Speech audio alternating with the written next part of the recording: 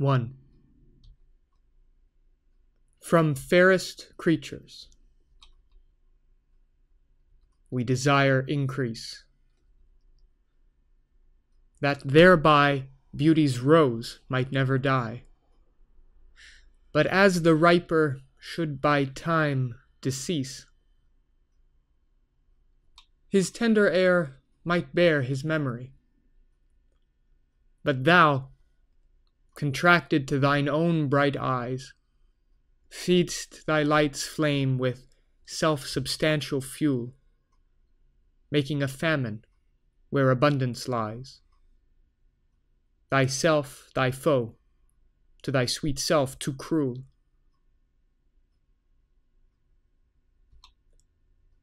Thou that art now the world's fresh ornament, and only herald to the gaudy spring, within thine own bud buryest thy content, and, tender churl, makest waste a niggarding. Pity the world, or else this glutton be, to eat the world's due by the grave and thee. 2. When 40 winters shall besiege thy brow, and dig deep trenches in thy beauty's field, thy youth's proud livery, so gazed on now, will be a tattered weed, of small worth held. Then, being asked where all thy beauty lies, where all the treasure of thy lusty days, to say, within thine own deep sunken eyes, were an all-eating shame and thriftless praise. How much more praise deserved thy beauty's use, if thou couldst answer, this fair child of mine shall sum my count and make my old excuse, proving his beauty by succession thine.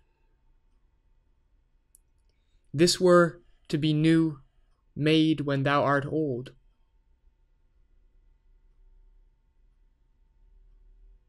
and see thy blood warm when thou feel'st it cold. 3. Look in thy glass, and tell the face thou viewest, now is the time that face should form another, whose fresh repair, if now thou not renewest, thou dost beguile the world, unbless some mother. For where is she so fair, whose uneared womb disdains the tillage of thy husbandry? Or who is he so fond will be the tomb of his self-love to stop posterity?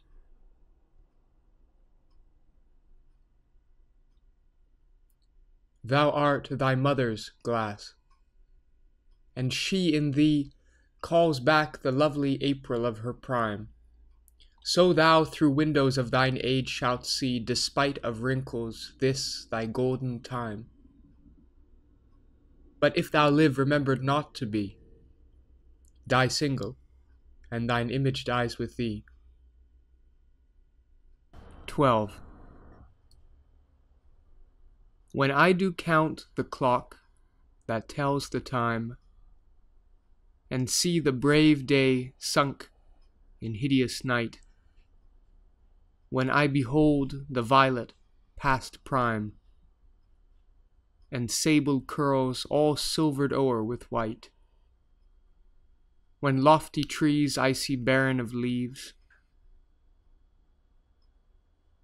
which erst from heat did canopy the herd, and summer's green all girded up in sheaves, borne on the bier with white and bristly beard,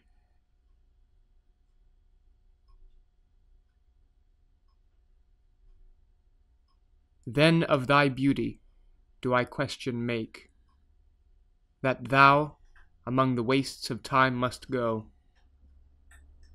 since sweets and beauties do themselves forsake, and die as fast as they see others grow. And nothing 'gainst time's scythe can make defence, save breed to brave him when he takes thee hence. 15. When I consider everything that grows, holds in perfection but a little moment, that this huge stage presenteth naught but shows, whereon the stars in secret influence comment, when I perceive that men as plants increase, cheered and checked even by the self-same sky, vaunt in their youthful sap, at height decrease, and wear their brave state out of memory.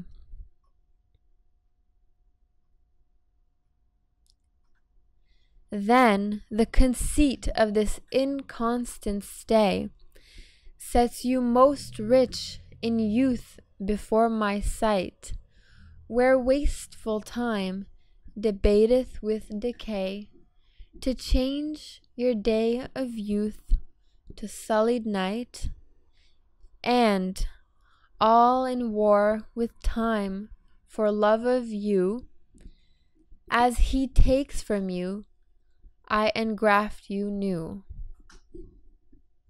18. Shall I compare thee to a summer's day? Thou art more lovely and more temperate. Rough winds do shake the darling buds of May, and summer's lease hath all too short a date. Sometime too hot the eye of heaven shines, and often is his gold complexion dimmed, and every fair from fair sometime declines, by chance or nature's changing course untrimmed. But thy eternal summer shall not fade, nor lose possession of that fair thou owest, nor shall death brag thou wanderest in his shade, when in eternal lines to time thou growest. So long as men can breathe, or eyes can see, so long lives this, and this gives life to thee. 19.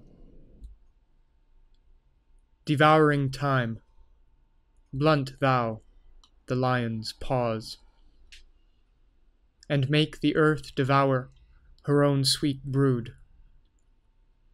Pluck the keen teeth from the fierce tiger's jaws, and burn the long-lived phoenix in her blood.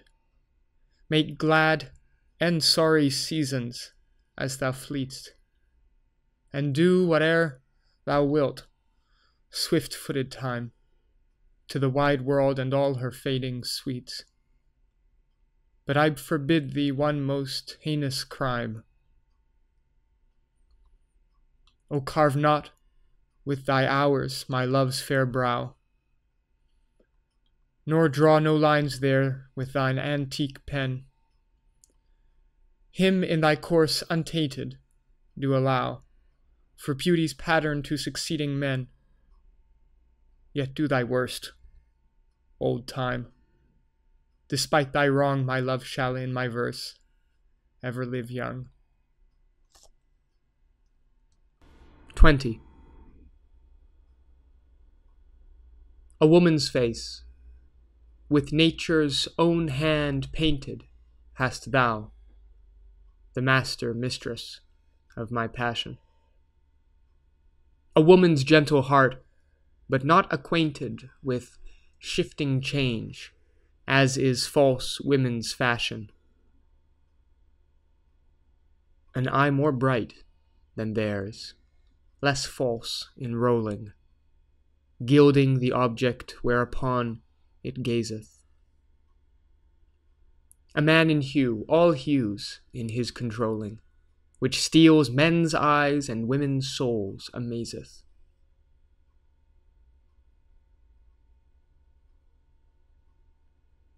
And for a woman wert thou first created, till nature, as she wrought thee, fell a doting, and by addition me of thee defeated. By adding one thing to my purpose nothing. But since she pricked thee out for women's pleasure, mine be thy love, and thy love's use their treasure. 25. Let those who are in favor with their stars, of public honor and proud titles boast, whilst I, whom fortune of such triumph bars, unlooked for joy in that I honor most. Great princes' favorites their fair leaves spread, but as the marigold at the sun's eye, and in themselves their pride lies buried. For at a frown they in their glory die.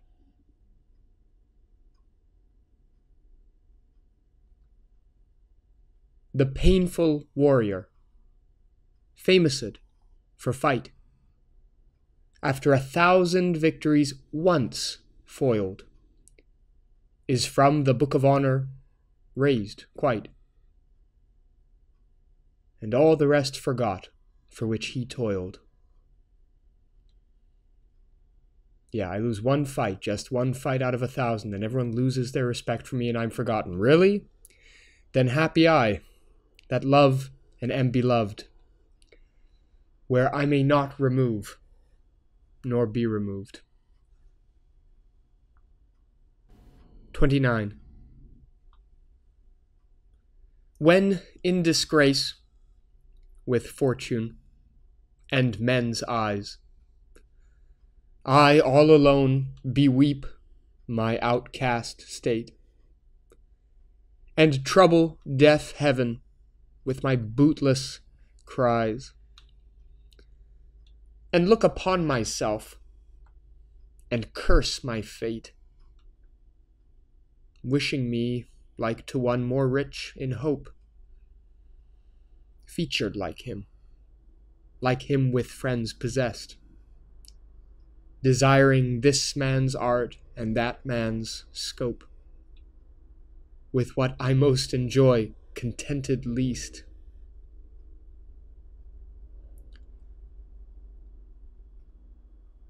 Yet in these thoughts myself almost despising, haply I think on thee, and then my state, like to the lark at break of day arising, from sullen earth sings hymns at heaven's gate. For thy sweet love remembered such wealth brings, that then I scorn to change my state with kings. 30. When to the sessions of sweet silent thought I summon up remembrance of things past, I sigh the lack of many a thing I sought, and with old woes new wail my dear time's waste. Then can I drown an eye unused to flow for precious friends hid in death's stateless night, and weep afresh love's long since cancelled woe, and moan the expense of many a vanished sight.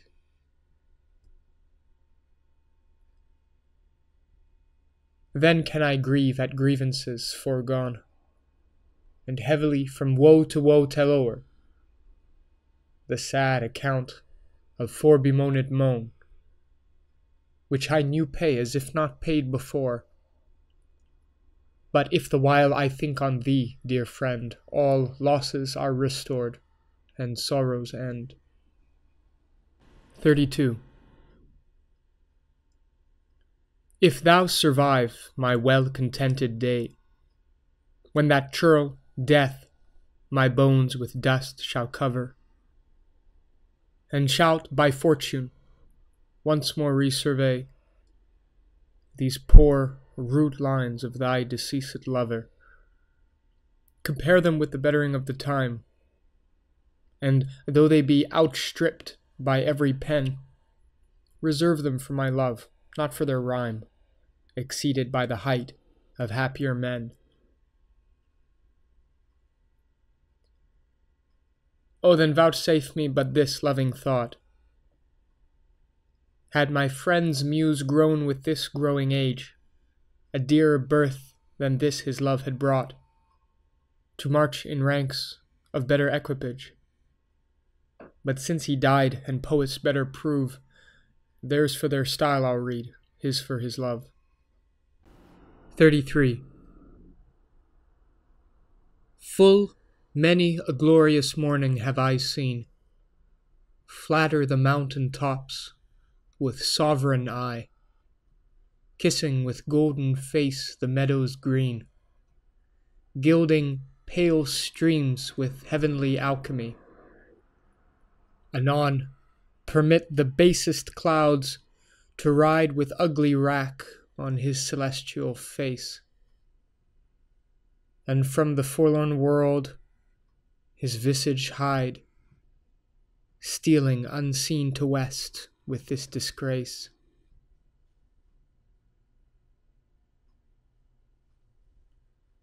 Even so my sun one early morn did shine, with all triumphant splendor on my brow. But out, alack, he was but 1 hour mine, the region cloud hath masked him from me now. Yet him for this my love no whit disdaineth. Sons of the world may stain when heaven's sun staineth. 34. Why didst thou promise such a beauteous day, and make me travel forth without my cloak, to let base clouds o'ertake me in my way, hiding thy bravery in their rotten smoke? 'Tis not enough that through the cloud thou break to dry the rain on my storm-beaten face, for no man well of such a salve can speak, that heals the wound and cures not the disgrace.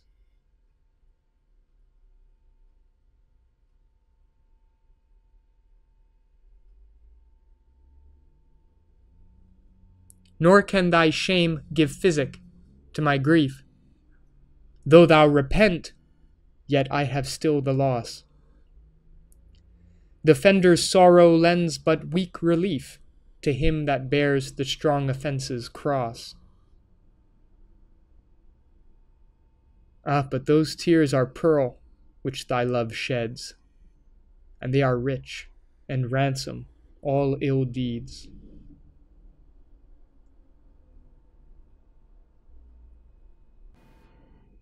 35. No more be grieved at that which thou hast done. Roses have thorns, and silver fountains mud.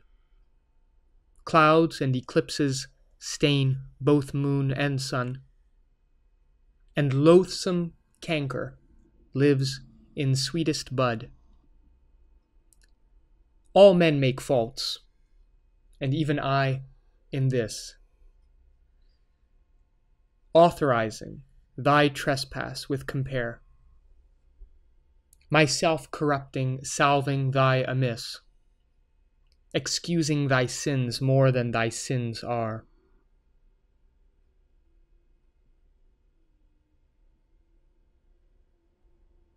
For to thy sensual fault I bring in sense.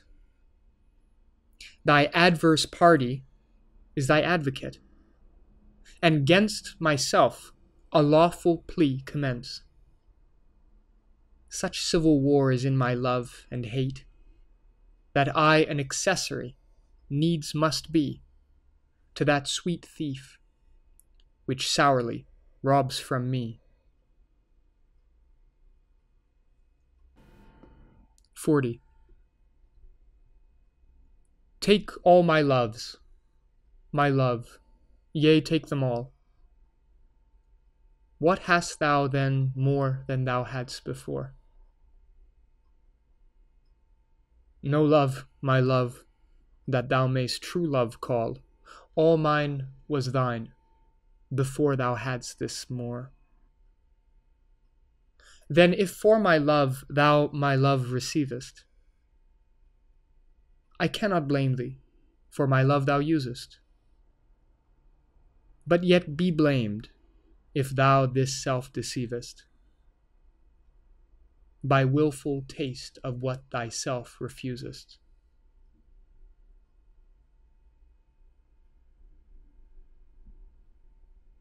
I do forgive thy robbery, gentle thief, although thou steal thee all my poverty. And yet love knows it is a greater grief to bear love's wrong than hate's known injury. Lascivious grace, in whom all ill well shows, kill me with spites, yet we must not be foes.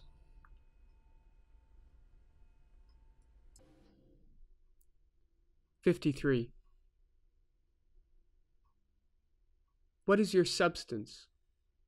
Whereof are you made? That millions of strange shadows on you tend? Since every one hath, every one shade, and you but one can every shadow lend.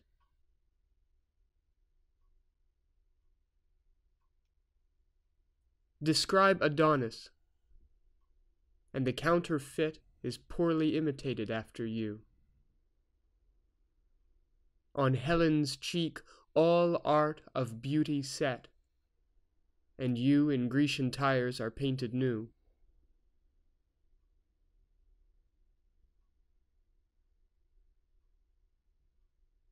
Speak of the spring, and foison of the year. The one doth shadow of your beauty show, the other as your bounty doth appear, and you in every blessed shape we know.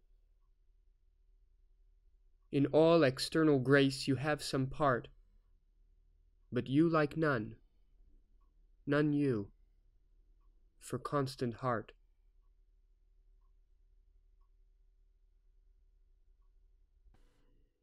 '55.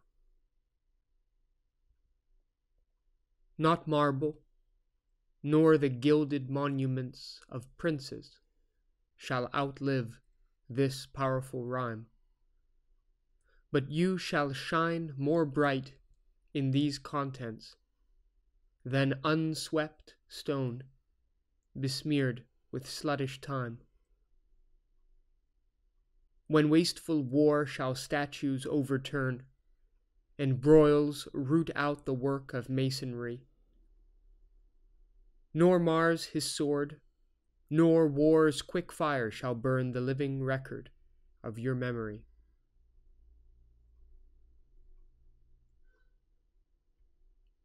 Against death and all oblivious enmity shall you pace forth. Your praise shall still find room, even in the eyes of all posterity that wear this world out to the ending doom.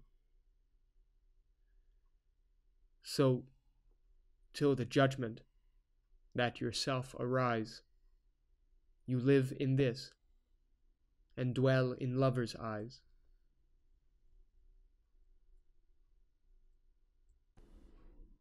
'57. Being your slave, what should I do but tend upon the hours and times of your desire? I have no precious time at all to spend, nor services to do till you require. Nor dare I chide the world without end hour, whilst I, my sovereign, watch the clock for you, nor think the bitterness of absence sour, when you have bid your servant once adieu.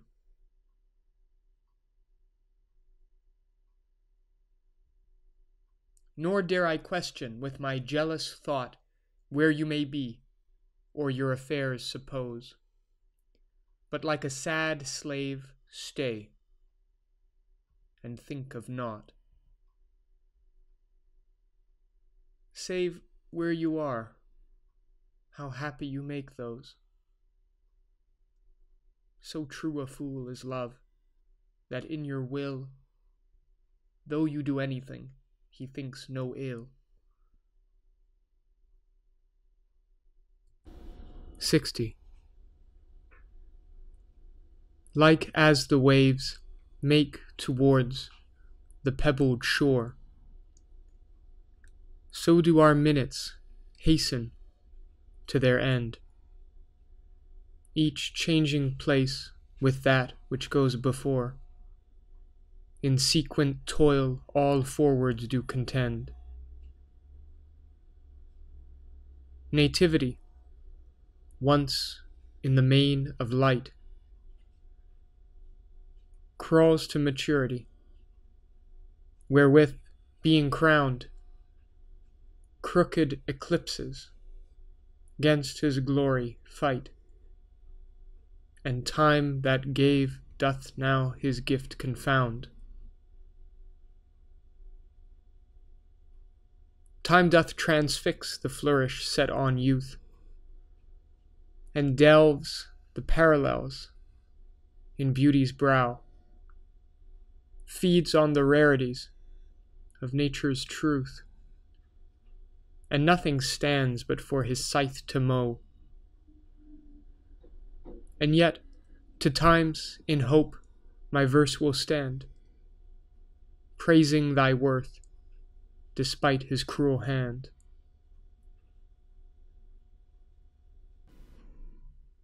'64.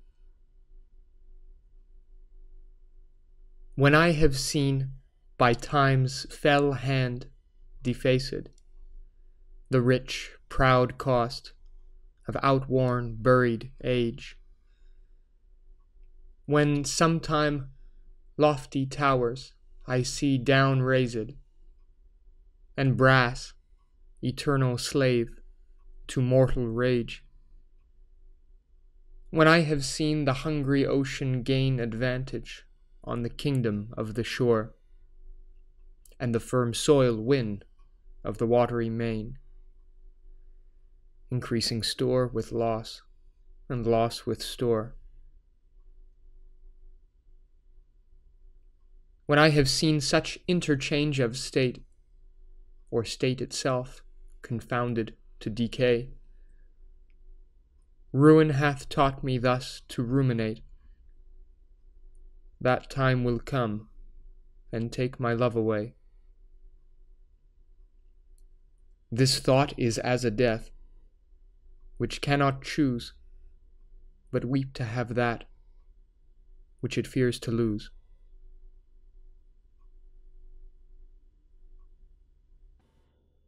'65. Since brass, nor stone, nor earth, nor boundless sea, but sad mortality o'ersways their power, how with this rage shall beauty hold a plea, whose action is no stronger than a flower? Oh, how shall summer's honey breath hold out against the wrackful siege of battering days, when rocks impregnable are not so stout, nor gates of steel so strong but time decays.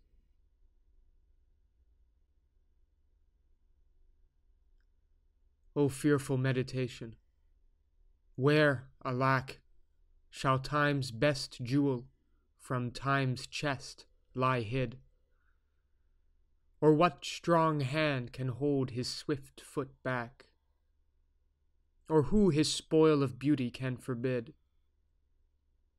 O none, unless this miracle have might, that in black ink my love may still shine bright.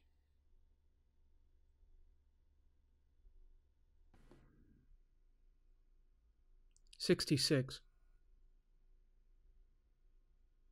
Tired with all these, for restful death I cry, as to behold desert a beggar born, and needy nothing trimmed in jollity, and purest faith unhappily forsworn, and gilded honor shamefully misplaced, and maiden virtue rudely strumpeted, and right perfection wrongfully disgraced, and strength by limping sway disabled.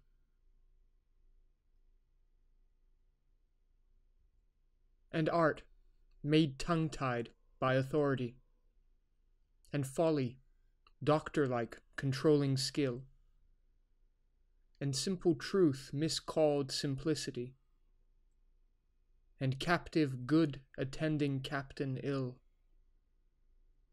Tired with all these, from these would I be gone, save that to die I leave my love alone.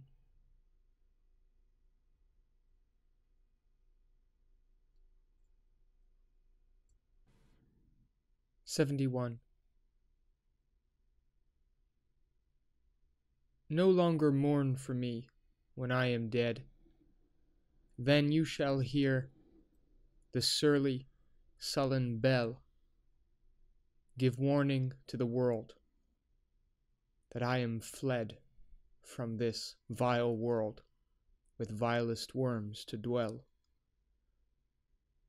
Nay, if you read this line, remember not the hand that writ it, for I love you so that I in your sweet thoughts would be forgot, if thinking on me then should make you woe.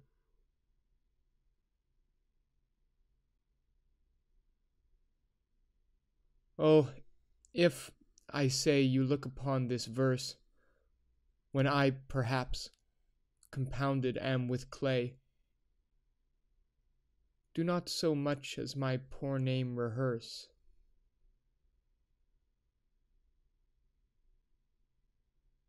But let your love even with my life decay, lest the wise world should look into your moan, and mock you with me after I am gone.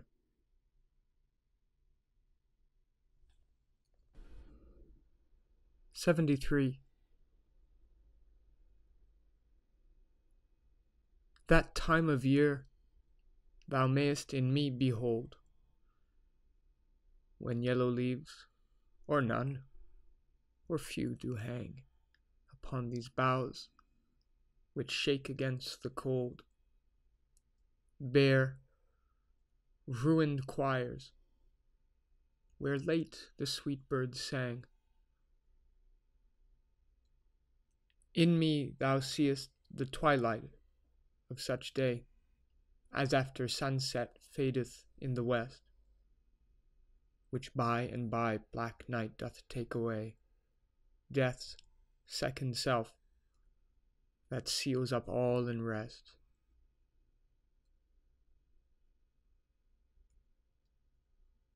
In me thou seest the glowing of such fire, that on the ashes of his youth doth lie, as the deathbed, whereon it must expire, consumed with that which it was nourished by. This thou perceiv'st, which makes thy love more strong, to love that well, which thou must leave ere long.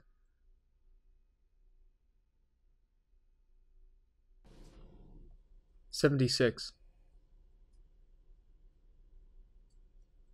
Why is my verse so barren of new pride, so far from variation or quick change? Why with the time do I not glance aside to new-found methods and to compounds strange? Why write I still all one, ever the same, and keep invention in a noted weed, that every word doth almost tell my name, showing their birth and where they did proceed?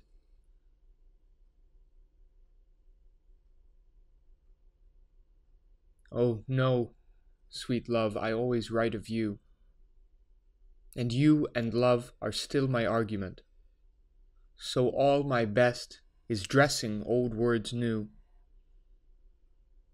spending again what is already spent. For as the sun is daily new and old, so is my love, still telling what is told. 87.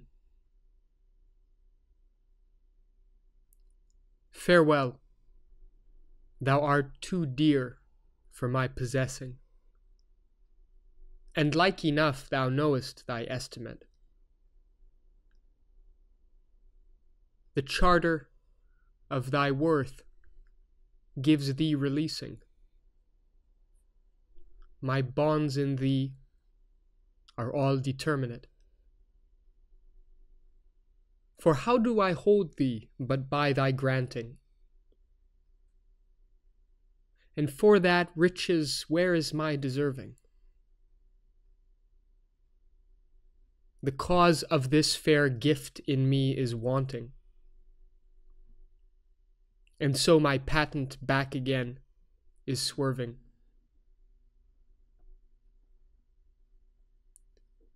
Thyself thou gavest, thy own worth then not knowing, or me to whom thou gavest it, else mistaking. So thy great gift upon misprision growing comes home again on better judgment making.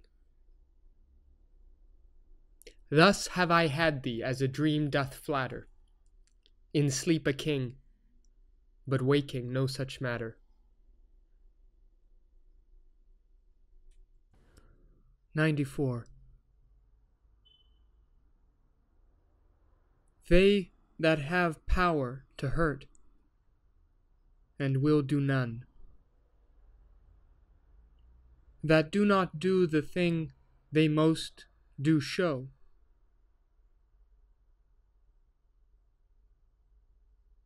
who, moving others, are themselves as stone, unmoved, cold, and to temptation slow.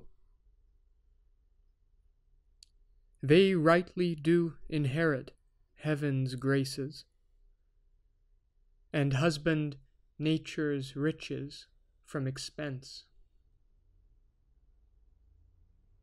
They are the lords and owners of their faces, others but stewards of their excellence.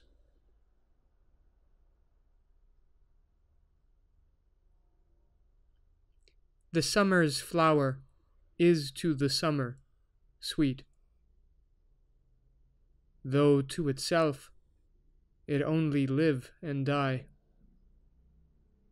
But if that flower with base infection meet, the basest weed outbraves his dignity, For sweetest things turn sourest by their deeds. Lilies that fester smell far worse than weeds. 97. How like a winter hath my absence been from thee, the pleasure of the fleeting year. What freezings have I felt, what dark days seen, what old December's bareness everywhere. And yet this time removed was summer's time.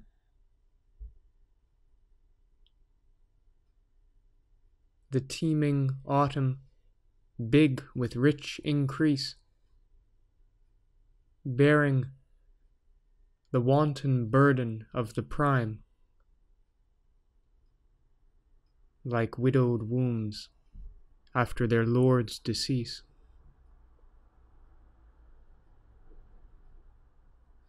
Yet this abundant issue seemed to me but hope of orphans and unfathered fruit. For summer and his pleasures wait on thee, and thou away. The very birds are mute. Or if they sing, 'tis with so dull a cheer that leaves look pale, dreading the winter's near.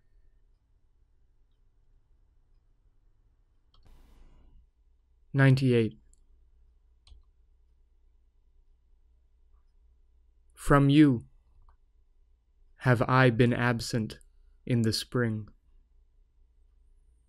when proud pied April, dressed in all his trim, hath put a spirit of youth in everything.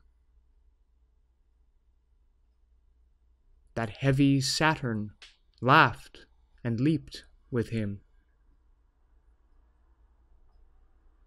Yet nor the lays of birds, nor the sweet smell of different flowers in odor and in hue could make me any summer's story tell, or from their proud lap pluck them where they grew.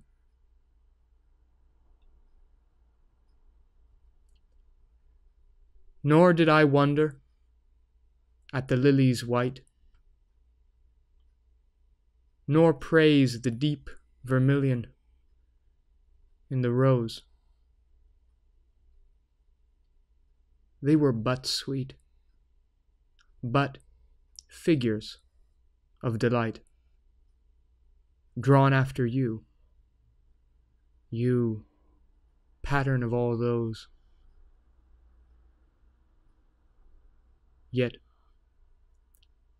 seemed it winter still, and you away, as with your shadow I with these did play.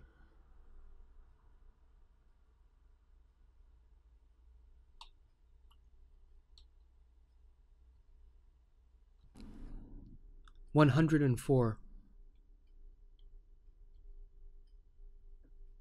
To me, fair friend, you never can be old. For as you were, when first your eye I eyed, such seems your beauty still. 3 winters cold have from the forests shook 3 summers' pride. 3 beauteous springs to yellow autumn turned in process of the seasons have I seen. 3 April perfumes in 3 hot Junes burned, since first I saw you fresh, which yet are green.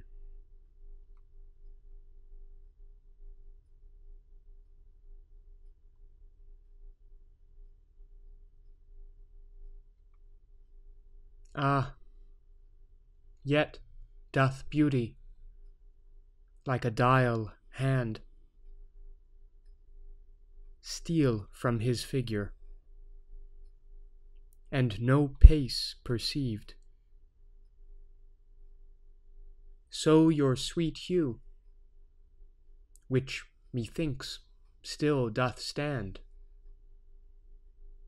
hath motion,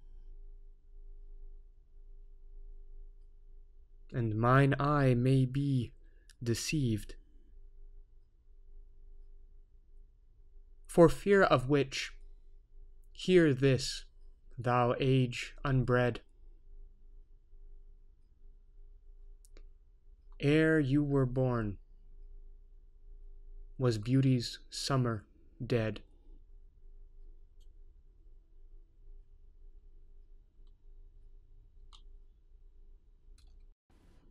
(106)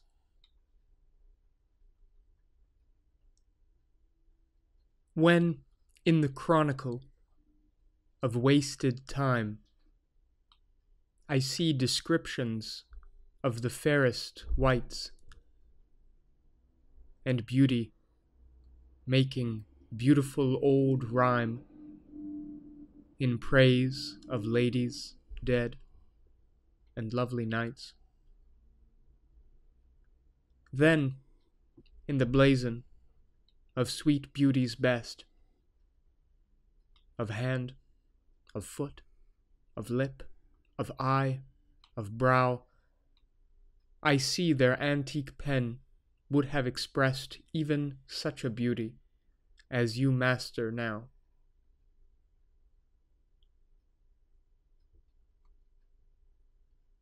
So all their praises are but prophecies of this, our time, all you prefiguring. And for they looked but with divining eyes, they had not skill enough your worth to sing. For we, which now behold these present days, have eyes to wonder, but lack tongues to praise. 107. Not mine own fears, nor the prophetic soul of the wide world, dreaming on things to come, can yet the lease of my true love control, supposed as forfeit to a confined doom. The mortal moon hath her eclipse endured, and the sad augurs mock their own presage. Uncertainties now crown themselves assured, and peace proclaims olives of endless age.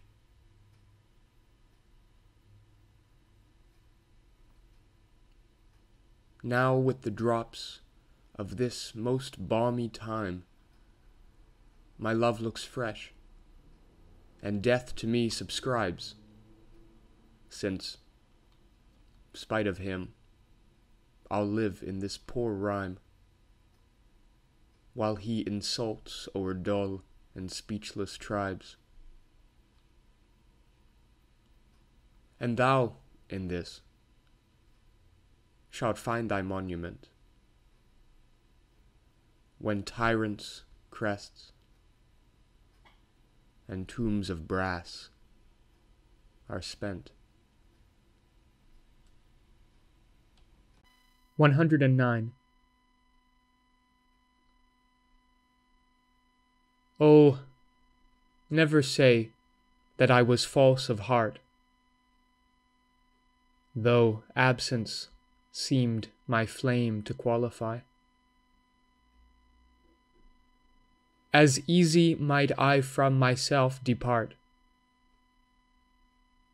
as from my soul, which in thy breast doth lie. That is my home of love. If I have ranged, like him that travels, I return again, just to the time, not with the time exchanged, so that myself bring water for my stain.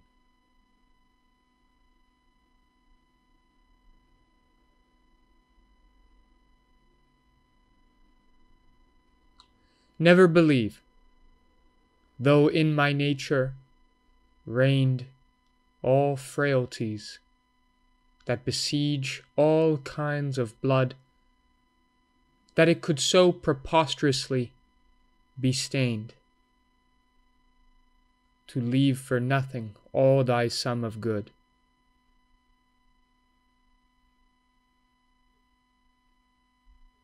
For nothing this wide universe I call, save thou, my rose. In it thou art my all.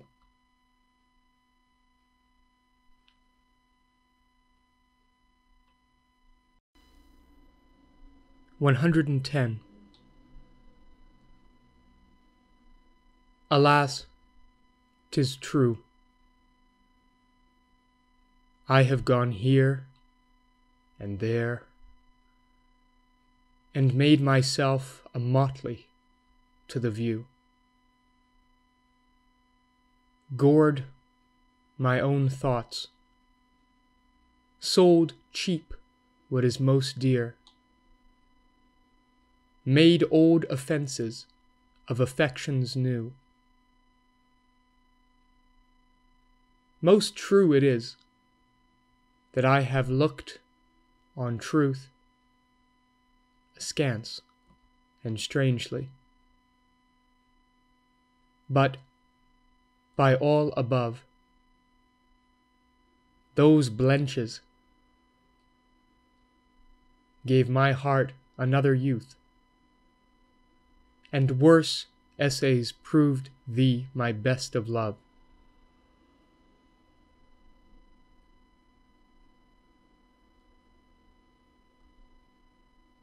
Now all is done, have what shall have no end. Mine appetite I never more will grind on newer proof, to try an older friend, a God in love, to whom I am confined. Then give me welcome, next my heaven the best, even to thy pure and most loving breast.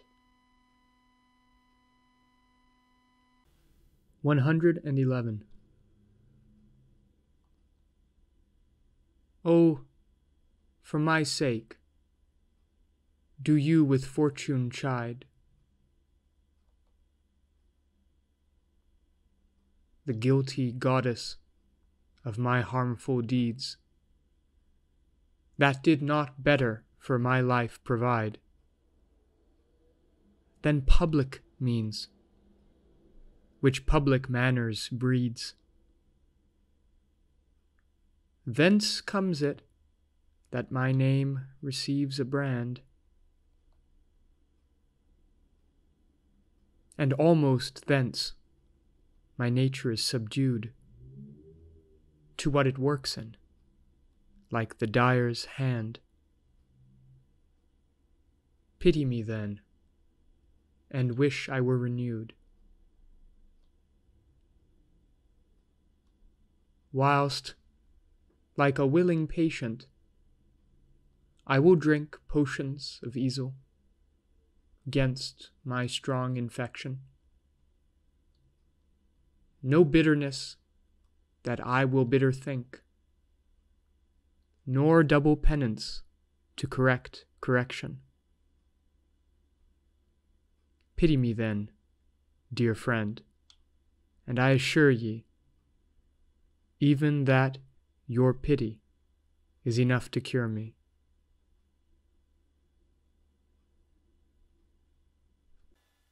(116) Let me not to the marriage of true minds admit impediments.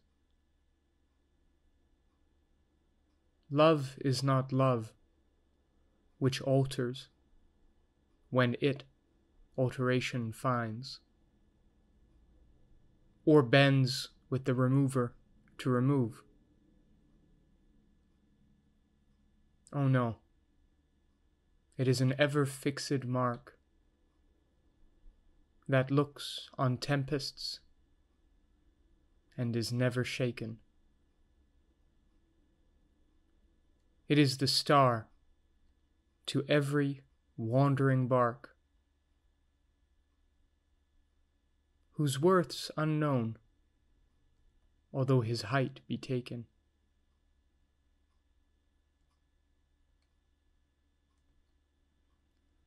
Love's not time's fool,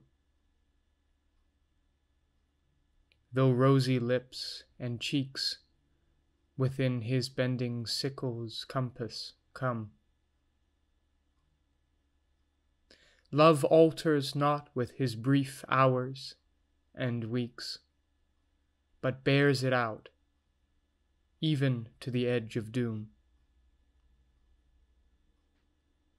If this be error, and upon me proved, I never writ, nor no man ever loved.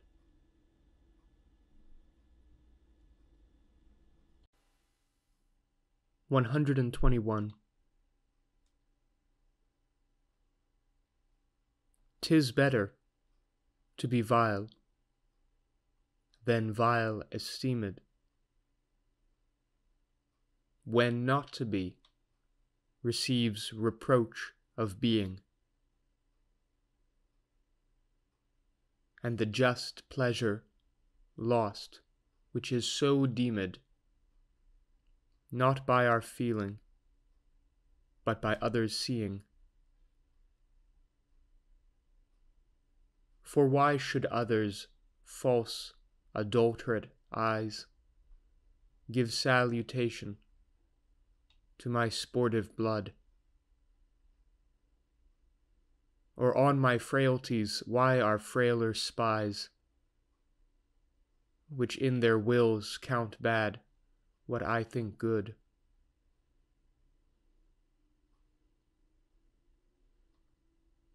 No, I am that I am, and they that level at my abuses reckon up their own.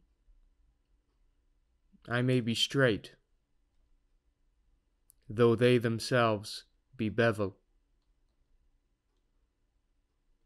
By their rank thoughts my deeds must not be shown, unless this general evil they maintain. All men are bad, and in their badness reign.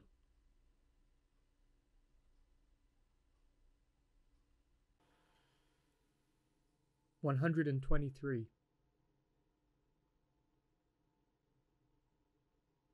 No, time, thou shalt not boast that I do change.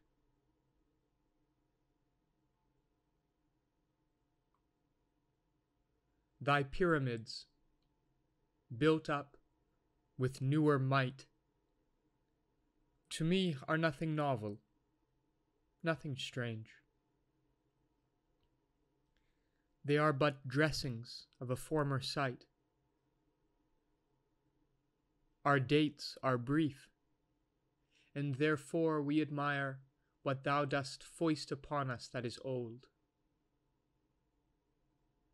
and rather make them born to our desire.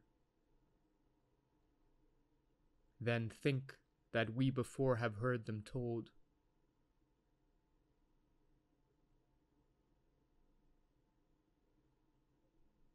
Thy registers and thee I both defy, not wondering at the present nor the past. For thy records and what we see doth lie, made more or less by thy continual haste.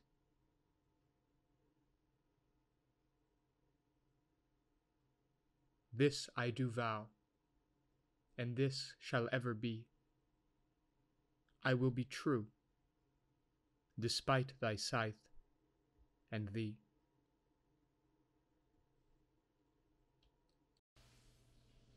$125.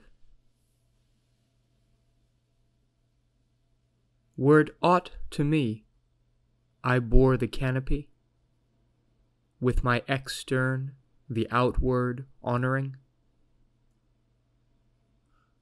or laid great bases for eternity, which proves more short than waste or ruining. Have I not seen dwellers on form and favor lose all and more by paying too much rent? For compound sweet, foregoing simple savor, pitiful thrivers in their gazing spent.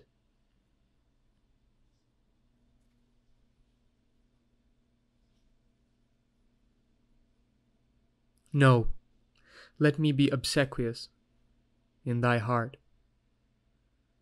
and take thou my oblation, poor but free, which is not mixed with seconds, knows no art, but mutual render, only me for thee. Hence, thou suborned informer, a true soul, when most impeached, stands least in thy control.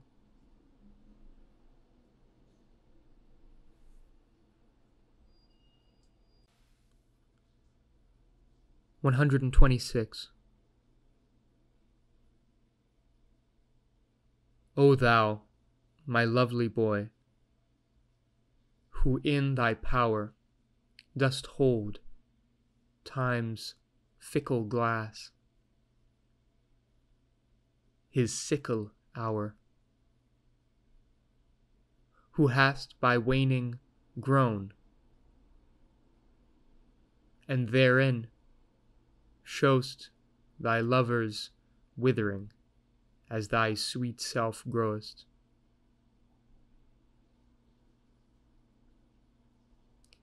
If nature, sovereign mistress over wrack, as thou goest onwards still will pluck thee back, she keeps thee to this purpose, that her skill may time disgrace and wretched minutes kill.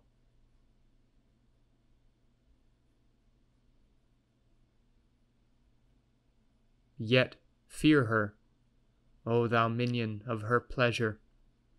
She may detain, but not still keep, her treasure. Her audit, though delayed, answered must be, and her quietus is to render thee.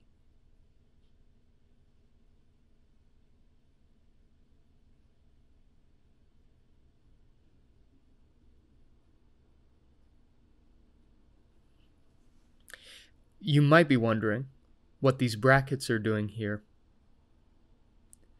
What's the significance of these two bracketed empty lines? Was the sonnet censored by the printing press? Is Shakespeare trying to explain how words are too weak to express an emotion? Are the brackets the shape of an hourglass? Does their emptiness suggest a grave? Is the poem missing an ending because it is about Shakespeare's unending love for someone? We'll never know, but I'd like to thank ShakespeareSonnets.com for sharing all these possibilities. (129) Rated R. The expense of spirit in a waste of shame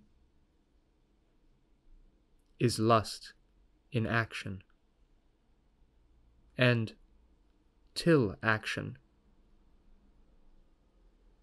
lust is perjured, murderous, bloody, full of blame, savage, extreme, rude, cruel, not to trust, enjoyed no sooner, but despised straight, past reason hunted, and no sooner had, past reason hated as a swallowed bait, on purpose laid to make the taker mad.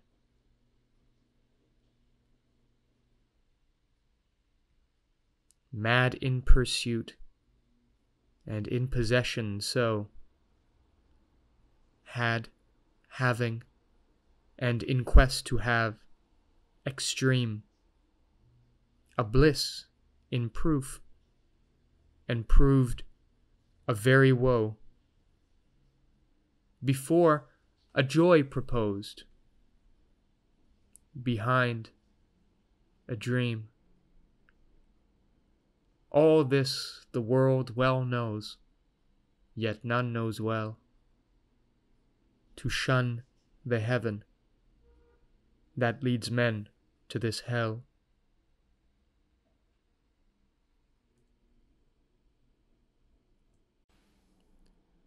(130) My mistress's eyes are nothing like the sun. Coral is far more red than her lips red. If snow be white, why then her breasts are dun. If hairs be wires, black wires grow on her head. I have seen roses damasked, red and white, but no such roses see I in her cheeks. And in some perfumes is there more delight than in the breath that from my mistress reeks.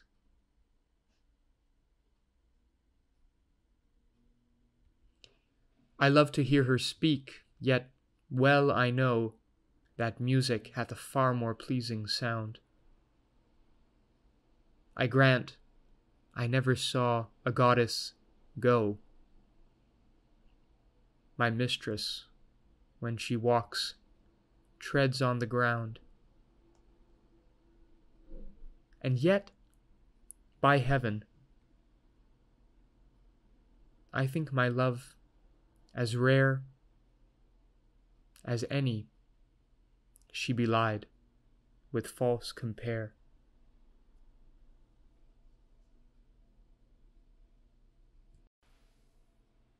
(133)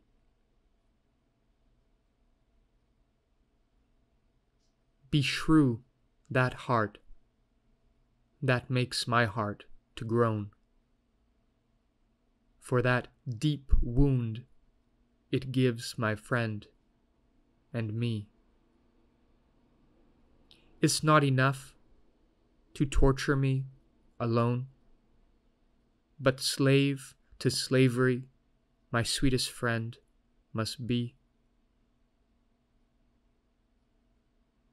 Me from myself thy cruel eye hath taken,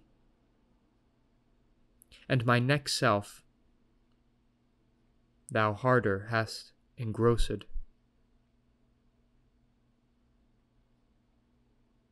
Of him, myself, and thee I am forsaken, a torment thrice threefold, thus to be crossed.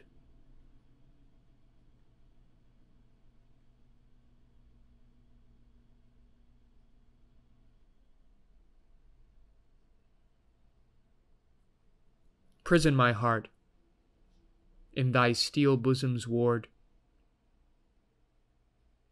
But then my friend's heart let my poor heart bail. Whoe'er keeps me, let my heart be his guard. Thou canst not then use rigor in my jail. And yet thou wilt, for I, being pent in thee, perforce am thine, and all that is in me.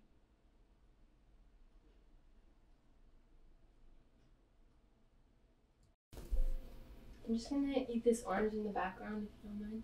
Yeah, that's no problem. 134. So now I have confessed that he is thine, and I myself am mortgaged to thy will. Myself I'll forfeit, so that other mine thou wilt restore to be my comfort still.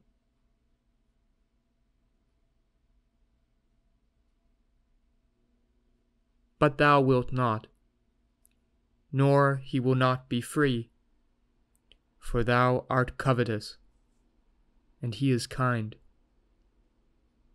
He learned, but surety-like, to write for me, under that bond that him as fast doth bind.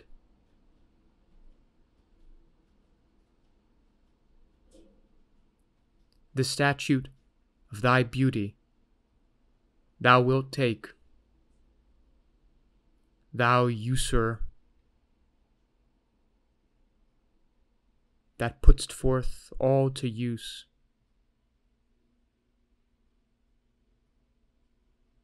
And sue a friend, came debtor for my sake. So him I lose through my unkind abuse. Him have I lost, thou hast both him and me. He pays the whole, and yet I am not free.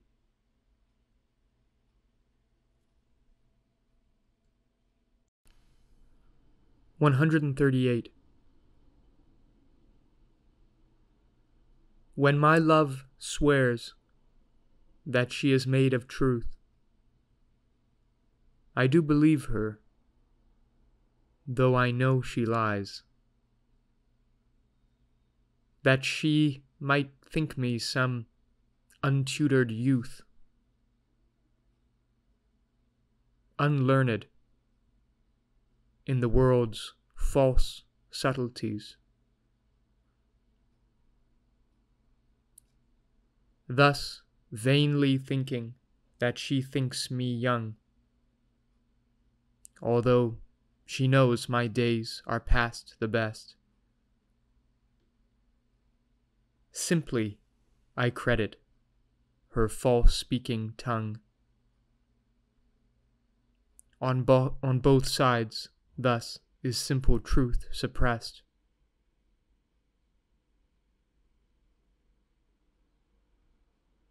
But wherefore says she not she is unjust? And wherefore say not I that I am old? O love's best habit is in seeming trust, and age in love loves not to have years told. Therefore I lie with her, and she with me,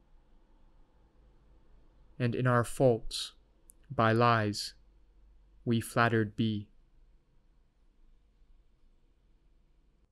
Sonnet 139. O call not me to justify the wrong that thy unkindness lays upon my heart.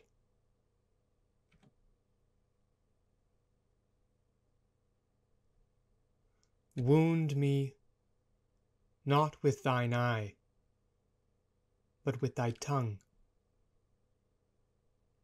Use power with power, and slay me not by art.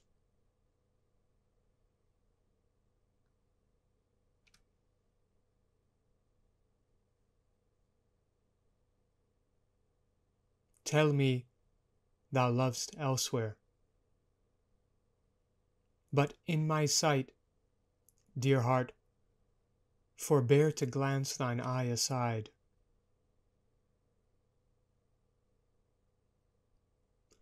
What needst thou wound with cunning, when thy might is more than my o'erpressed defence can bide?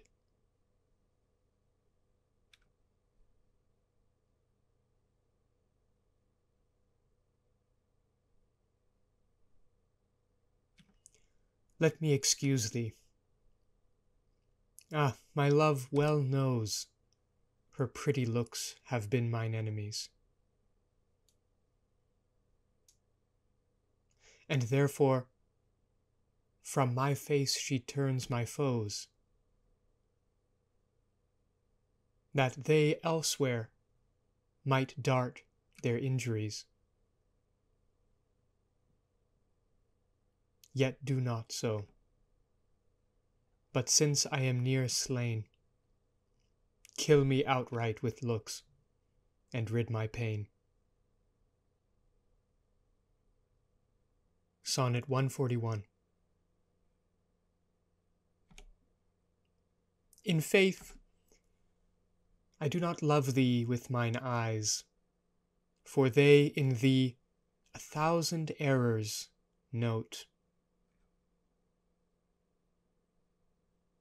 But 'tis my heart that loves what they despise, who, in despite of view, is pleased to dote.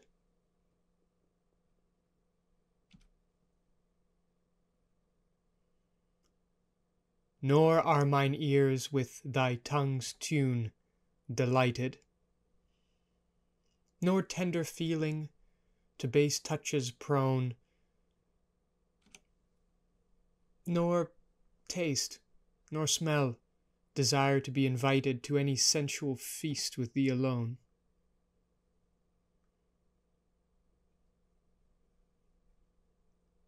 But my 5 wits, nor my 5 senses, can dissuade one foolish heart from serving thee.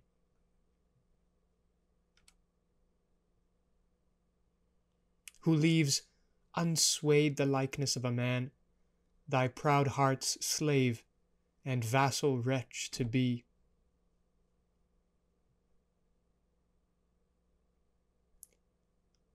Only my plague thus far I count my gain, that she that makes me sin awards me pain.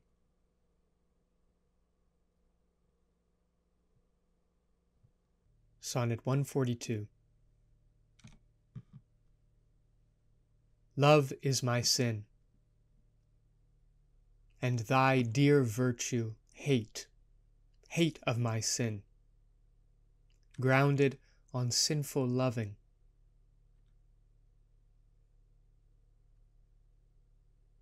Oh, but with mine compare thou thine own state, and thou shalt find it merits not reproving. Or, if it do, not from those lips of thine that have profaned their scarlet ornaments, and sealed false bonds of love, as oft as mine, robbed others' beds' revenues of their rents.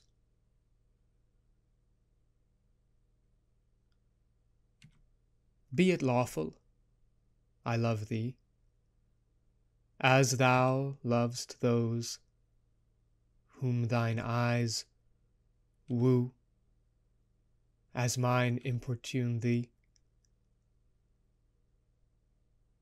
Root pity in thy heart, that, when it grows, thy pity may deserve to pitied be.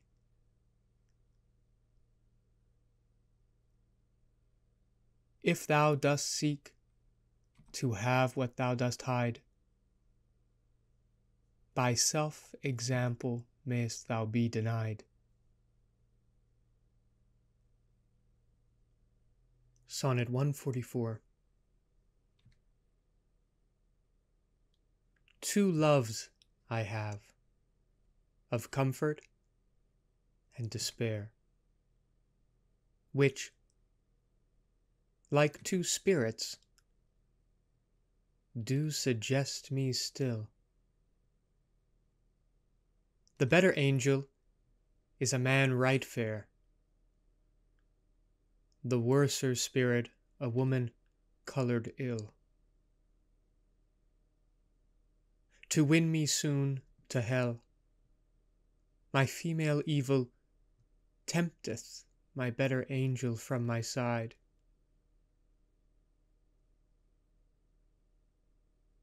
And would corrupt my saint to be a devil, wooing his purity with her foul pride.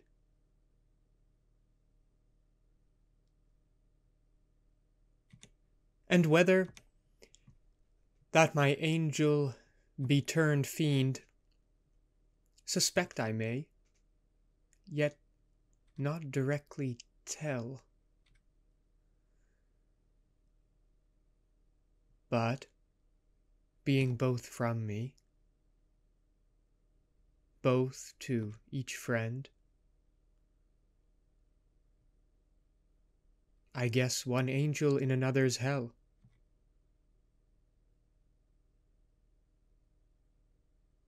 Yet this shall I ne'er know, but live in doubt, till my bad angel fire my good one out. Sonnet 146. Poor soul, the center of my sinful earth, feeding these rebel powers that thee array. Why dost thou pine within and suffer dearth,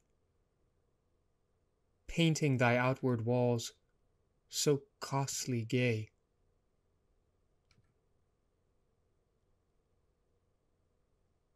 Why so large cost, having so short a lease, dost thou upon thy fading mansion spend?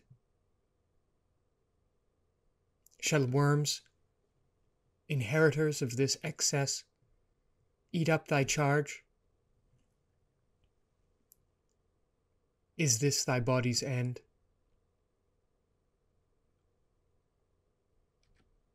Then, soul, live thou upon thy servant's loss, and let that pine to aggravate thy store.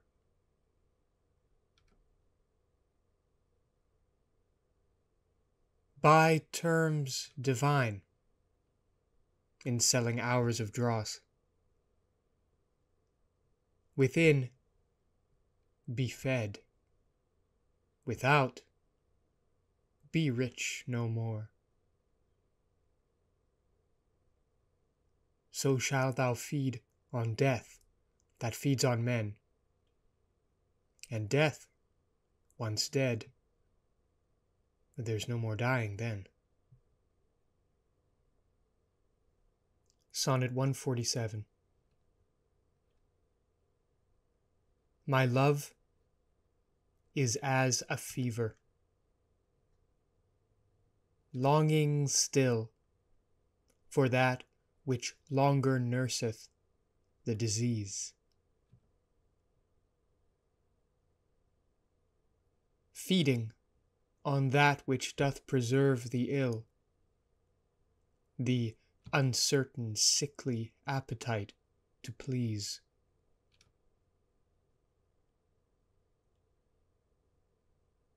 My reason, the physician to my love, angry that his prescriptions are not kept, hath left me.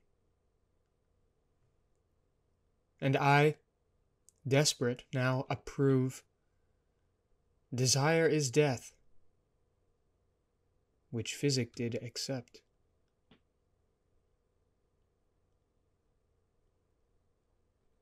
Past cure I am, now reason is past care,